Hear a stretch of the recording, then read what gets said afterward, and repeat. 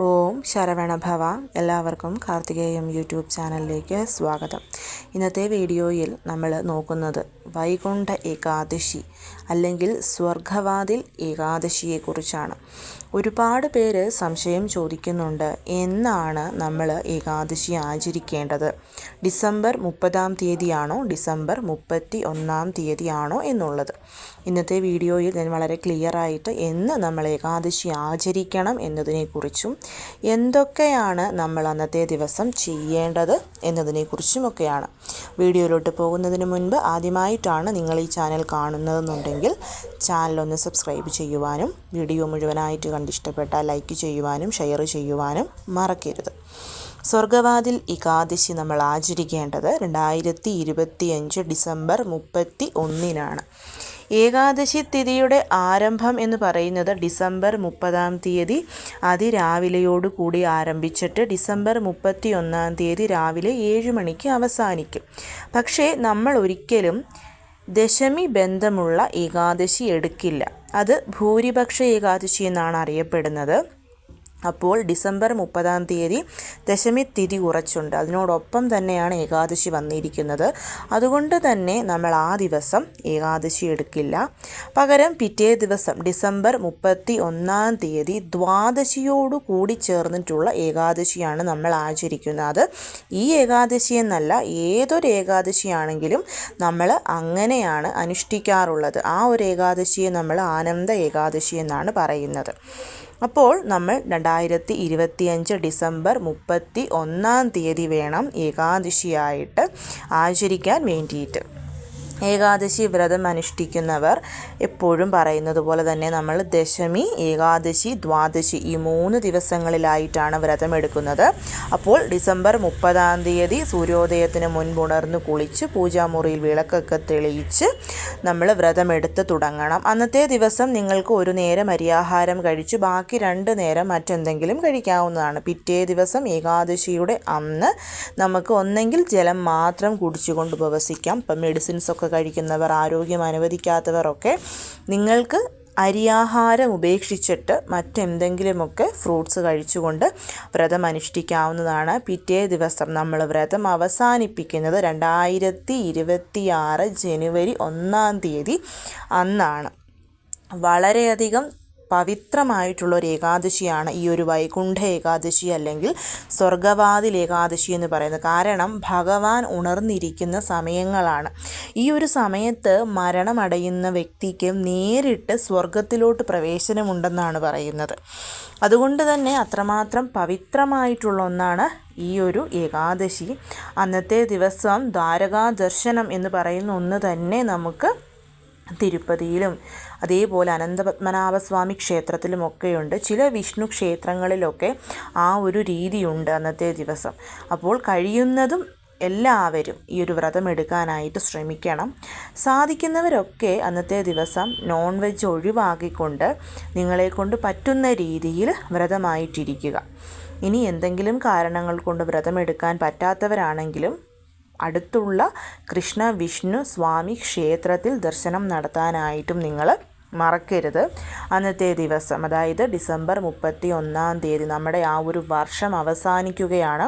അതുകൊണ്ട് തന്നെ അന്ന് അതിരാവിലെ എഴുന്നേറ്റ് കുളിച്ച് പൂജാമുറിയിൽ വിളക്കൊക്കെ തെളിയിച്ച് നമ്മൾക്ക് ഈ 2025 തന്ന എല്ലാ നന്മകൾക്കും സന്തോഷത്തിനും ആദ്യം ഭഗവാനോട് നന്ദി പറയണം. നമ്മൾ ആഗ്രഹിച്ചിട്ട് പോയ എന്തെങ്കിലും ഒന്ന് നമുക്ക് ലഭിച്ചില്ല എന്ന് കരുതി അതിൽ വിഷമിക്കാതെ ഭഗവാനോട് നമുക്ക് ലഭിച്ച എല്ലാത്തിനും നന്ദി പറഞ്ഞു പുതിയ വർഷം ഏറ്റവും നല്ല രീതിയിൽ മുന്നോട്ട് പോകാനുള്ള അനുഗ്രഹം തരണമെന്ന് പ്രാർത്ഥിച്ച് നമ്മുടെ കയ്യിൽ ഒരു പിടി തുളസി ഇലയും കൂവളത്തിലയും കൂടി നിങ്ങൾ മിക്സ് ചെയ്തെടുക്കണം. കാരണം ധനുമാസത്തിൽ ഭഗവാന് നമ്മൾ കൂവളത്തിൽ അർച്ചന ചെയ്യുന്നത് വളരെയധികം ശ്രേഷ്ഠമാണ്.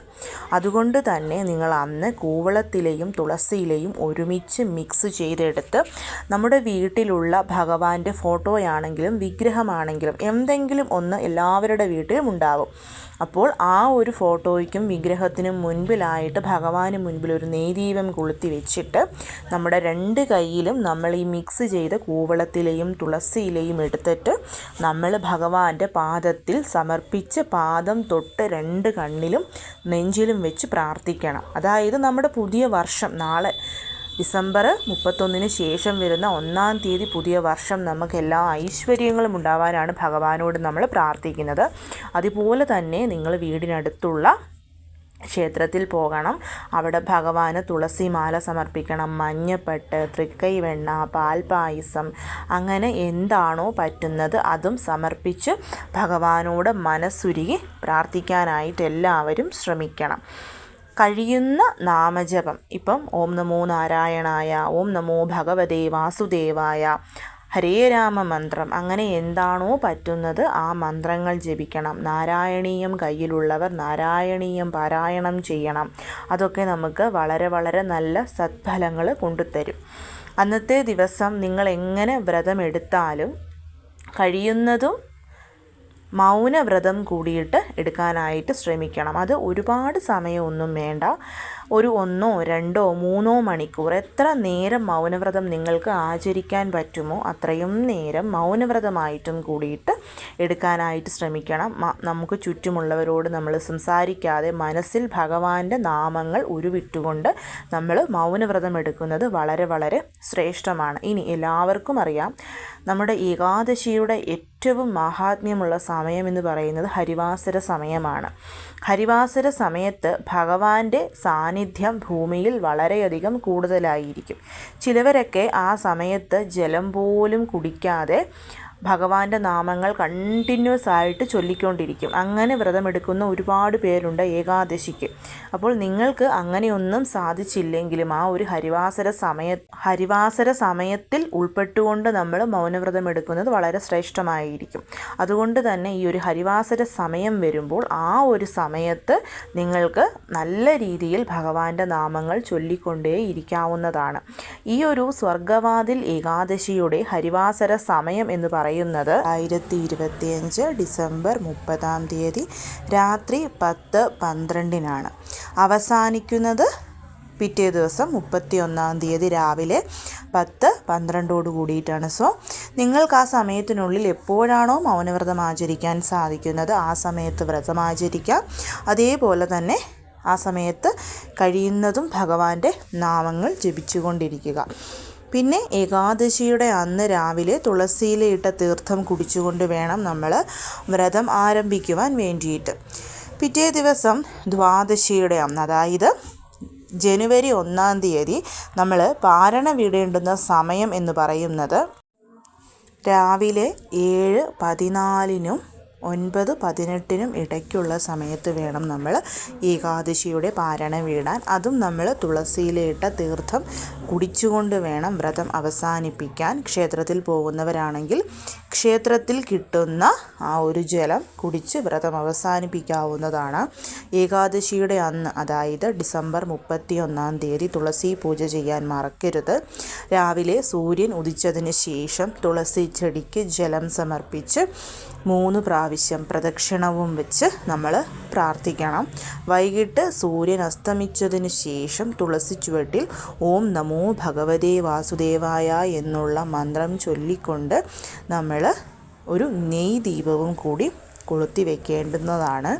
അതേപോലെ തന്നെ രാവിലെ തുളസിക്ക് ജലം സമർപ്പിക്കുമ്പോൾ 1 സ്പൂൺ പാൽ, അതായത് കാച്ചാത്ത പച്ചപ്പാലുണ്ടല്ലോ, അതും കൂടി നമ്മൾ ആ ഒരു ജലത്തിൽ സമർപ്പിച്ചിട്ട് അത് നമ്മൾ തുളസി ചെടിക്ക് സമർപ്പിക്കുമ്പോൾ അത് നമുക്ക് നമ്മുടെ വീട്ടിലോട്ട് വളരെയധികം നല്ല ഐശ്വര്യങ്ങൾ കൊണ്ടുതരും.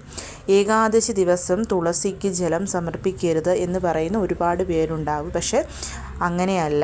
ഏകാദശിയുടെ അന്ന് നമ്മൾ തീർച്ചയായും തുളസിക്ക് ജലം സമർപ്പിച്ച് തുളസി പൂജ ചെയ്തിരിക്കണം. അതിൽ യാതൊരു വിധത്തിലുമുള്ള തെറ്റുകളുമില്ല. അതിൻ്റെ കാരണം തുളസിച്ചെടിയും ഏകാദശി നോക്കും എന്നതുകൊണ്ടാണ് എന്നാണ് എല്ലാവരും പറയുന്നത്. പക്ഷേ അന്നത്തെ ദിവസം നിങ്ങൾ തീർച്ചയായും തുളസിച്ചെടിക്ക് ജലം സമർപ്പിച്ച് പ്രാർത്ഥിച്ചിരിക്കണം. ഏകാദശി വ്രതമെടുക്കുന്ന ഏതൊരാൾക്കും ഒഴിവാക്കാനാവാത്ത ഒന്നാണ് തുളസി പൂജ. ഏകാദശി ദിവസത്തെ തുളസി പൂജ എന്ന് പറയുന്നത്.